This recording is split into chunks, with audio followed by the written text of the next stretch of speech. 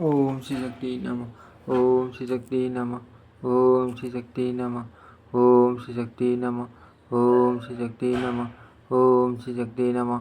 18वां अध्यायम। देवकी के प्रथम पुत्र का जन्म।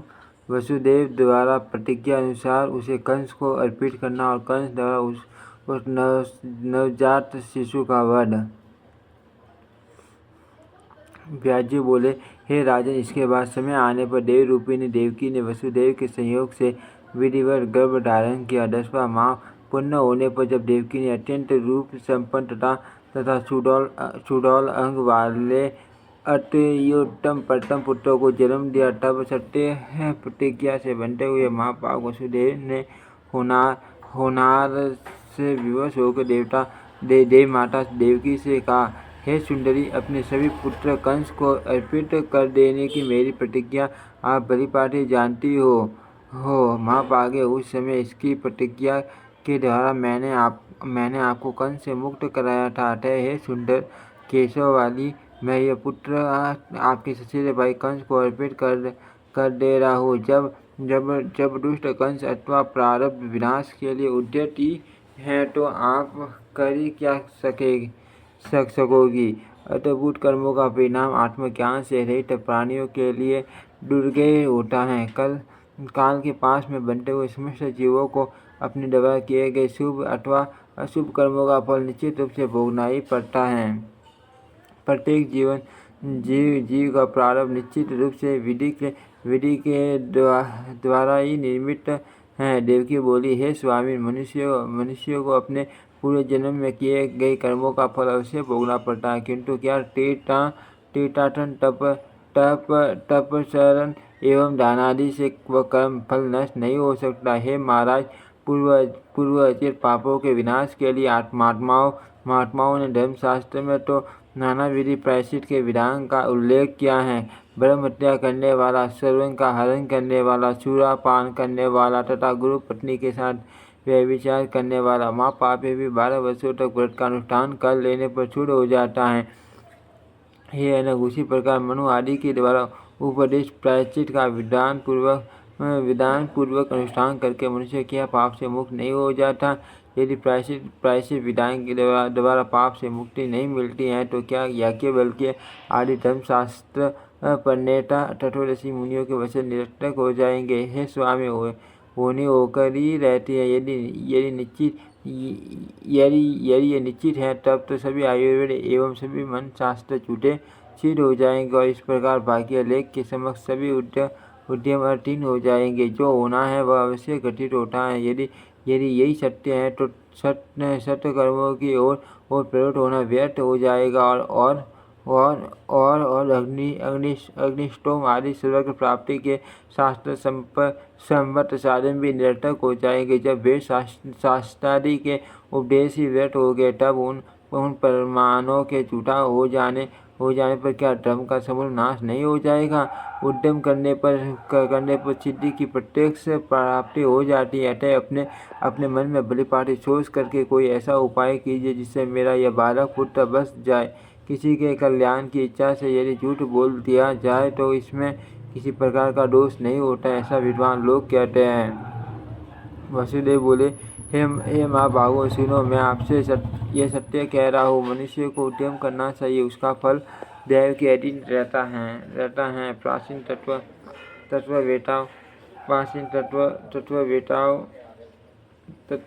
प्राचीन वेताओं ने इस संसार में प्राणियों के 3 प्रकार के कर्म पुराणों अथवा शास्त्रों में बताए हैं। ये हे समुद्री संचित प्रारब्ध और वर्तमान, ये 3 प्रकार के कर्म देहधारियों को होते हैं। हे सूर्य गणे प्राणियों द्वारा संपादित जो भी शुभ कर्म होते हैं वे बीज का रूप धारण कर लेते हैं और अनेक जन्मों के उपार्जित वे कर्म समय पाकर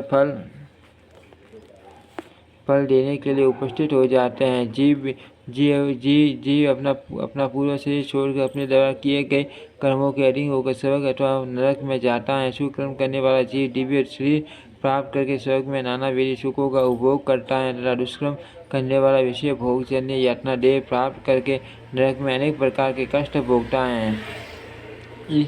इस प्रकार भोग पूर्ण हो जाने पर जब पुनः उसके जन्म का समय आता है तब लिंग देह के साथ संयोग होने पर उसकी जीव संख्या हो जाती है। उसी समय जीव का संचित कर्मों से संबंध हो जाता है और पुनः लिंग देह के आविर्भाव के समय परमात्मा उन कर्मों के साथ जीव को जोड़ देते हैं। हे सुलोचन, इस शरीर के द्वारा जीव को संचित, वर्तमान और प्रारब्ध इन तीन प्रकार के शुभ अथवा अशुभ कर्म भोगने पड़ते हैं। हे ब्राह्मण, केवल वर्तमान कर्म ही प्रायश्चित आदि के द्वारा नष्ट किए जा सकते हैं। इसी प्रकार समुचित शास्त्र के उपायों द्वारा संचित कर्मों को भी विनिष्ट किया जा सकता है, किंतु प्रारब्ध कर्मों का क्षय तो भोग से ही संभव है, अन्यथा नहीं।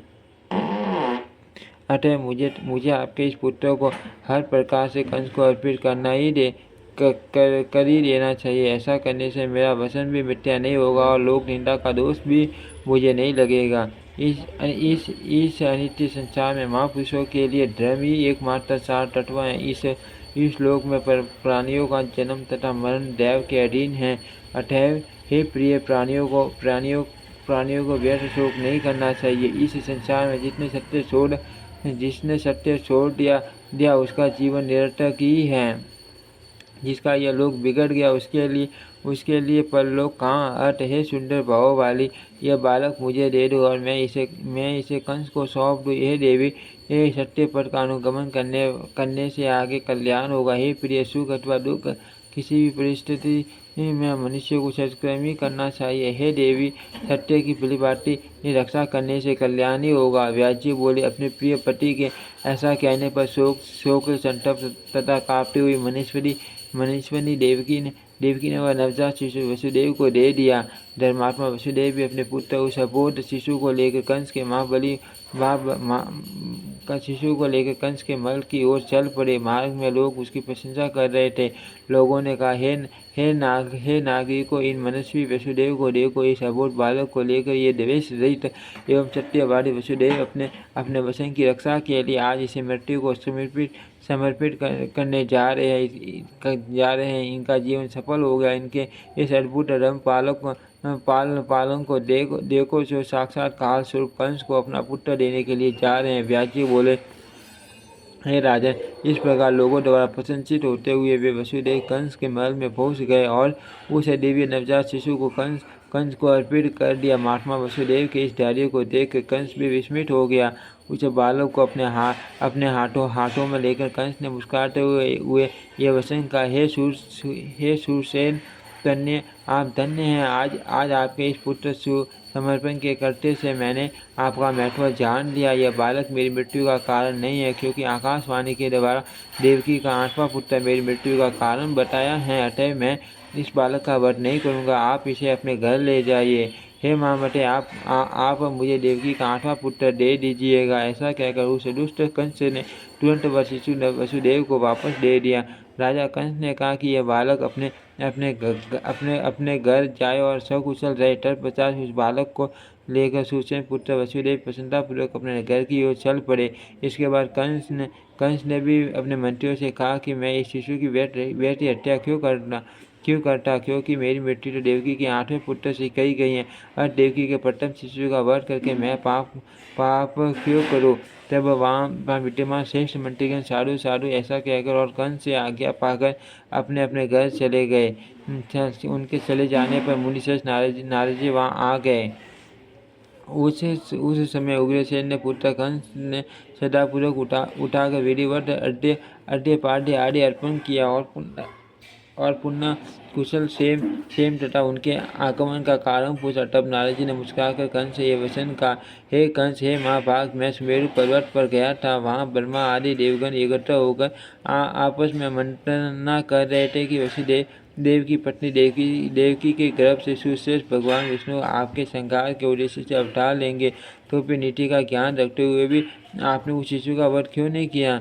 कंस बोला, आकाशवाणी के द्वारा बताए गए अपने मृत्यु रूप देवकी के 8वें पुत्र का मैं वध करूंगा। नारद जी बोले, हे नरश्रेष्ठ, आप शुभ तथा अशुभ राजनीति को नहीं जानते और देवताओं की माया शक्ति भी नहीं जानते। अब मैं क्या बताऊं।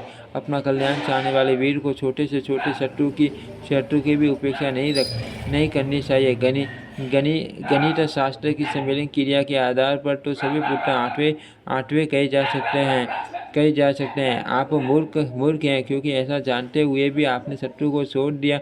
ऐसा कहकर श्रीमान देवदर्शन नारद वहाँ से शीघ्र पूर्वक चले गए और नारद के चले जाने पर कंस ने उस बालक को मंगवा कर उसे पत्थर पर पटक दिया और उस मंदबुद्धि कंस को मान सुख प्राप्त हुआ। इति श्रीमद्देवी भागवते महापुराणे अष्टादशसाष्टायां संहितायां कंसेन देवकी प्रथमपुत्र वर्णनम नामेक विशोऽध्यायः। ओम श्री शक्ति नमः। ओम श्री शक्ति नमः। ओम श्री शक्ति नमः।